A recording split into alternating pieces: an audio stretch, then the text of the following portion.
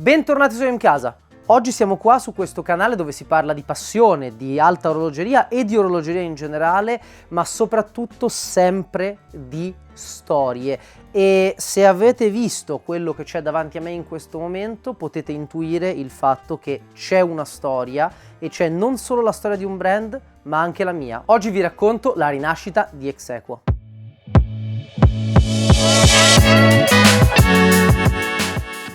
Per chi segue il canale da tempo sapete che ho già fatto un video in inglese su questo orologio e sui modelli vintage che anche oggi ho portato anche per fare un po' un confronto. Quello che però è successo dal giorno in cui ho girato questo video di cui vi parlo e che troverete in sovraimpressione in qualche modo fino a oggi è che il marchio è tornato a produrre effettivamente orologi. Prima di ricalcare la storia e prima di proseguire con l'epoca moderna di questo marchio, è giusto però che io vi racconti un po' quella che è la mia storia personale con questo orologio molle, orologio un po' surrealista. Quello che è importante sapere è che io mi imbatto in questo orologio in una notte di ritorno da una festa,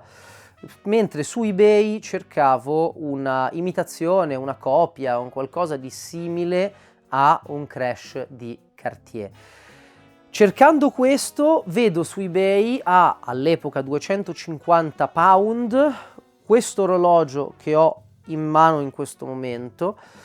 che mi fa battere il cuore. Lo trovo diverso, lo trovo geniale, lo trovo molto bello perché sebbene potesse essere nello stesso raggio d'azione e di estetica di un Crash di Cartier, era completamente ed è completamente diverso nella sua forma, nel modo in cui veste il polso, e già dalle foto si poteva capire questo. Quindi decido di acquistarlo, lo ricevo, lo metto al polso e capisco che è un orologio con i sacri crismi e che vale la pena avere in collezione. Perché? Perché intanto questa forma molto simile a un bel corpo femminile, se vogliamo vederla così in modo un po' poetico, non ha nulla a che vedere con quella di Cartier, che è più spigolosa ed è più, se vogliamo, classica, è molto più surrealista. Quindi inizio a fare ricerca, scopro tante cose sul marchio, il fatto che viene presentato a Basilea nell'89, il fatto che nel 90 arrivano i primi orologi sul mercato, il fatto che il mercato reagisce benissimo a questo orologio, viene indossato da alcune celebrità, cantanti, batteristi famosi, e poi ha questo legame diretto nella sua storia con Dalì, che è anche il motivo per cui nel 98 l'azienda chiude per problemi proprio con la fondazione Salvador Dalì, poiché l'azienda di un tempo, non l'azienda moderna, ha usato erroneamente la firma di Salvador Dalì senza chiederlo. In questi 8 anni di storia, dal 1990 al 1998, peraltro il mio anno di nascita, l'azienda produce tante versioni e tanto 3-4 anni fa, quando li ho comprati io, quanto oggi, le versioni d'epoca colorate erano le più rare di tutte. Era ed è ancora difficile trovare orologi in condizioni di fondo di magazzino, e io ne ho raccolti parecchi, ho raccolto scatole, ho raccolto cinturini, tant'è che sono diventato la persona associata a questo orologio più di chiunque altro, anche se è un orologio al quarzo, che quindi si allontana, se vogliamo, dal mio modo classico e dal mio gusto classico che ho in fatto di orologi. Su questo canale, lo sapete, abbiamo parlato di Breguet, abbiamo parlato di Piaget, abbiamo parlato di indipendenti, abbiamo parlato di Patek Philippe importante, abbiamo parlato di tante cose di alta orologeria, ma trovo che questo sia un orologio pop, un orologio che un giovane del 2025 può avere al polso ed esserne fiero e contento, perché unisce al 200% il mondo dell'arte e il mondo dell'orologeria e il mondo, anche se vogliamo, della cultura pop in sé per sé. Dalì era un grande imprenditore, era una persona assolutamente pop nel suo modo di agire, nel suo modo di diventare anche virale, e si è visto con questo orologio che è arrivato veramente dovunque, è stato postato non da me purtroppo su TikTok facendo numeri pazzeschi,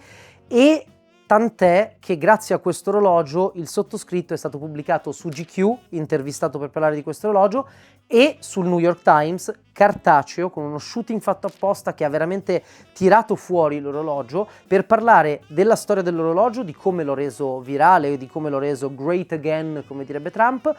e di come l'ho fatto tornare in vita. Long story short, arriviamo al 2024, l'inizio del 2024, anno in cui il gruppo U-Boat Italo Fontana rileva il marchio. Io conosco bene i ragazzi, ci parliamo da tempo, ne avevamo parlato. Io ho sempre deciso di non andare a rilevare un marchio perché quello di produrre orologi non è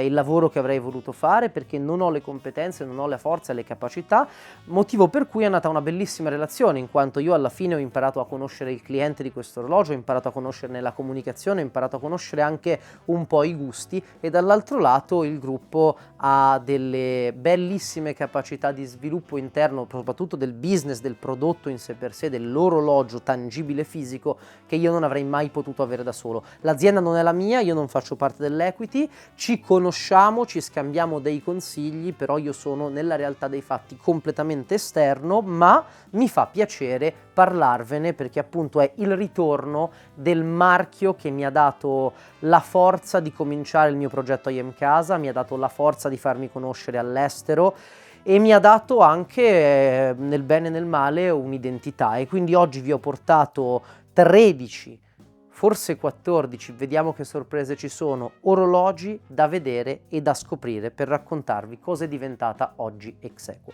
Partiamo col dire che l'orologio di un tempo si chiamava Exequo come marchio e come modello si chiamava Softwatch, mentre oggi si chiama Melting Watch.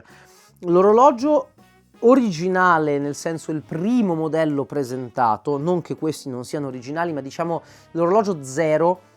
è questo, ed era completamente privo di scritte, con una cassa un pelino più grande di quella attuale di 47 mm, che è poi quella che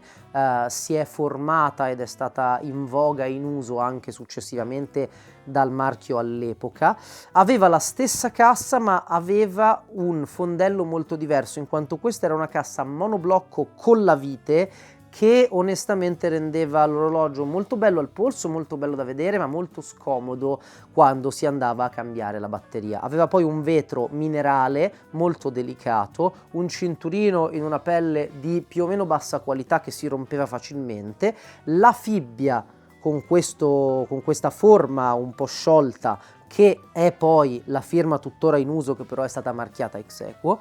e basta. Aveva i numeri romani come vedete, poi si è stato declinato in tantissime altre varianti, era chiaramente privo di impermeabilità, però ecco, se guardiamo quello che ho in mano in questo momento e la variante nuova, notiamo che a livello di design è stato fatto un ottimo lavoro. Quello che poi c'è di diverso da dire è che le varianti sono arrivate negli anni, come vedete qua abbiamo la firma di Salvador Dalí, addirittura la troviamo anche sulla scatola, e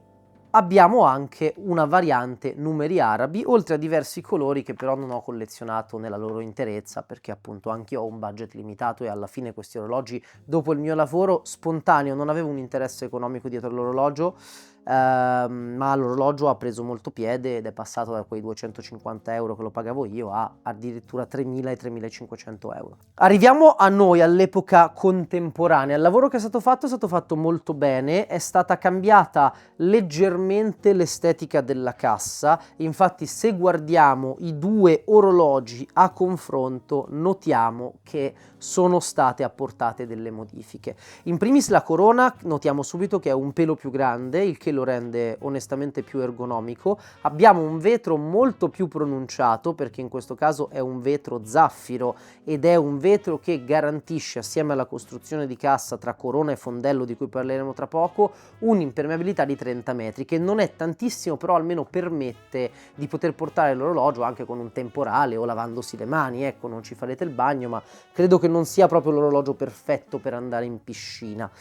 L'azienda, rinata nel 2024 circa, ha lanciato l'orologio Time to Watches a Ginevra e lo ha riportato in vita, e di questo sono molto contento. Ha apportato altri cambiamenti estetici, in primis l'aggiunta di un livello al quadrante. Come vedete la parte centrale risulta più bassa rispetto all'anello, diciamo al settore di quadrante dove sono apposte le cifre in numeri romani.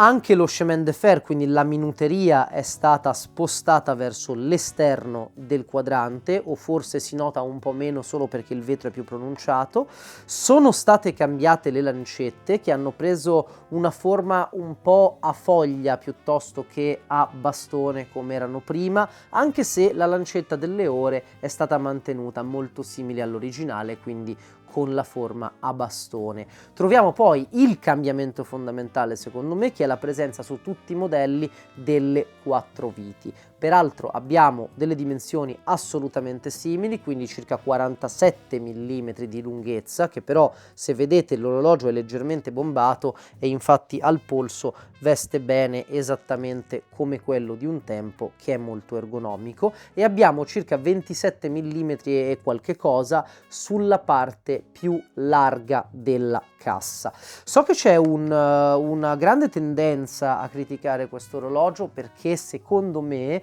ed è infatti il motivo per cui da un lato sono molto contento di essere associato con Exequo, dall'altro forse un po' meno, ma in realtà sotto sotto mi diverte, perché questo secondo me non è un orologio per appassionati di orologeria. Parliamo tanto nel modello dell'epoca quanto nel modello attuale di un movimento ronda, parliamo di un orologio prodotto in diverse versioni, parliamo di una cassa placcata. Una volta le casse non erano su base acciaio, mentre adesso sono su base 316L e vengono placcate PVD nel caso di oro giallo e rosa, mentre sono in acciaio semplice nel caso dei modelli appunto di colore argenteo, a differenza della placcatura in palladio sui modelli d'epoca, che risulta quindi molto bella dal punto di vista dell'idea del palladio, ma comunque viene via e si rovina. Però vedo che c'è, dicevo, un sentimento contrastante, e questo mi rende felice perché questo secondo me è la nostra chance di portare l'orologeria in un mondo dove ancora non è amata e apprezzata, perché mi è capitato spesso di avere questo orologio al polso al bar, a una festa, e di avere persone che mi chiedono di cosa si tratta, e da lì si inizia a parlare, ma si inizia a parlare di filosofia, si inizia a parlare di arte, si inizia a parlare anche di orologeria, ma è proprio un bel inizio di conversazione che parte da un orologio e spesso torna all'orologio, ed è il motivo per cui sono contento che il marchio sia tornato, e sono contento che il marchio stia avendo un suo sviluppo, che auguro sempre più essere uno sviluppo verso altri settori fuori dall'orologeria, perché per me è l'anello di congiunzione. Ora facciamo un breve accenno a tutti i modelli qua presenti. Exequo è uscita con diversi colori. Chiaramente abbiamo cominciato a vedere quasi per prima la versione, in realtà non proprio questa è la placcatura in oro rosa, ma quadrante bianco e cassa in oro giallo, arrivata poi molto dopo in oro rosa, quadrante bianco con questi numeri nero grigi e cassa in acciaio, e i primi colori, in particolar modo il blu che è uscito all'inizio e il nero. Questo perché? Perché i primi modelli usciti sul mercato erano appunto quadrante bianco e cassa dorata, e quadrante bianco, o meglio argenté, e cassa placcata palladio, che poi hanno avuto come successori tantissimi altri colori. Questo è il line-up che è disponibile ad oggi sul mercato, è molto ampio, secondo me incontra più o meno tutti i gusti, e abbiamo una gamma di colori che secondo me vanno proprio nella direzione del pop. Il rosso un po' rossetto, un po' vinaccia, un po' bordeaux, che è alla fine il colore del 2024, che lo stesso porta i suoi strascichi nel 2025 e che è sull'acciaio bellissimo, super di classe. Questo colore verde che è assurdo secondo me, bello, intenso. Poi vedete il cinturino, in questo caso abbiamo quello in pelle con la fibbia con la forma un po' sciolta e con il finale del cinturino che richiama la forma della fibbia, che erano dettagli presenti già sull'Exequo dell'epoca e che secondo me sono quasi inimitabili. Qua è cambiato soprattutto il layout complessivo, cioè la scritta Melting Watch nel centro, abbiamo il logo dell'azienda vicino al 6 e abbiamo la scritta Exequo sul numero, che però era già in uso sul modello originale. Oltre al verde troviamo una versione più giallo ocra, nera, ovviamente su cassa placcata in oro giallo, con un cinturino stampa alligatore che secondo me è molto interessante, e troviamo tutti i range del nero, del blu, del bianco, del verde e dulcis in fundo la versione denim, che alla fine è ispirata a un'idea che ho avuto tempo fa, perché quando ho ricevuto per la prima volta questo orologio, per renderlo ancora più giovane, ancora più pop, mi ricordo di averci messo un cinturino in jeans, che fu una svolta. Me lo chiese metà delle persone che mi scrivevano nei DM, perché io creai anche una pagina un po' fan club, mi chiese di questo cinturino vintage, iniziò a diventare popolare anche in giro, era il 2021 e al 2020 in realtà, e se ci pensate oggi Patek Philippe fa i cinturini in jeans, e non solo Patek Philippe, quindi you heard it first. A parte questo momento autocelebrativo, sono molto contento che sia arrivata una versione denim con questo bel cinturino in jeans, ben cucito, ben fatto, peraltro con un quadrante bianco con i numeri blu, che secondo me è una mina. Ma sono veramente contento perché si vede che alla fine l'idea che ho avuto tempo fa e l'amore che ho per questo orologio rimane immutato, e anzi in fondo dei pezzi sono già previsti. Va da sé che mi piacerebbe fosse la mia azienda, lo sapete, con qualcuno anche personalmente vis-à-vis ho già parlato e non è così, ma comunque abbiamo un bellissimo rapporto, collaboriamo a stretto giro su alcune cose e sono felice di poter dare il mio supporto all'azienda. Come ultima cosa vi mostro una scelta secondo me a dir poco audace, che è stata quella di imitare un po' la scatola dell'epoca con questo cartone, ma in pieno stile un po' barocco, di renderla tutta in trama coccodrillo, con, devo dire, la stampa in oro che sta molto bene. Sulla scatola forse è l'unica cosa su cui non sono super convinto, ma credo che l'azienda abbia fatto un ottimo lavoro riguardo a questo orologio, abbia fatto un ottimo lavoro e abbia avuto un'ottima idea nel rilanciare la marca, e sono veramente entusiasta di vedere cosa succederà nel futuro. Il line-up devo dire che mi piace abbastanza tutto, forse l'unico orologio che non parla al mio cuore è questo, con questo quadrante giallo paglierino, che non incontra i miei gusti, ma devo dire che secondo me si sposa molto invece con il mondo fashion, mentre adoro tantissimo le casse in acciaio con quadrante verde, borgogna, blu e nero, perché secondo me sono bellissimi, e sono molto felice che adesso sia stato usato finalmente l'acciaio e non tutte queste placcature, perché rendono l'orologio molto più durevole e molto più concreto. Io vi ho raccontato un po' la storia di Exequo, la mia storia con il brand, il modo in cui ci siamo conosciuti, persi di vista, reincontrati, un po' se volete siamo andati anche al cinema assieme,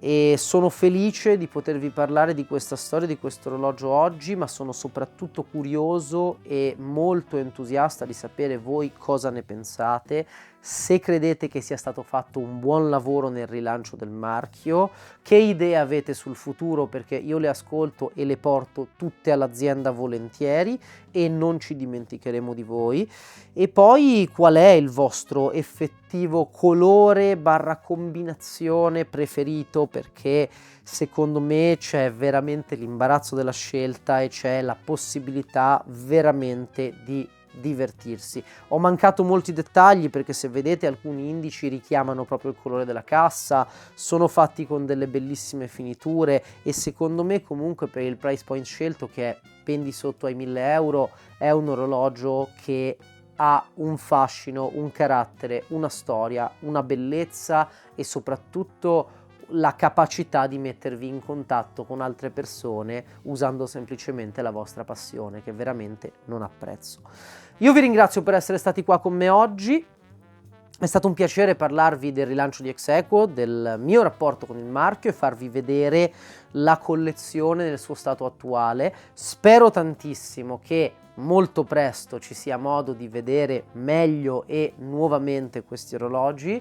Seguitemi su tutti i social, seguite Exequo sui social, mandateci feedback, opinioni e consigli, perché veramente è un progetto a cui tengo quasi come fosse il mio. Io vi ringrazio, vi saluto, viva la passione, viva l'orologeria, ci vediamo in un prossimo video.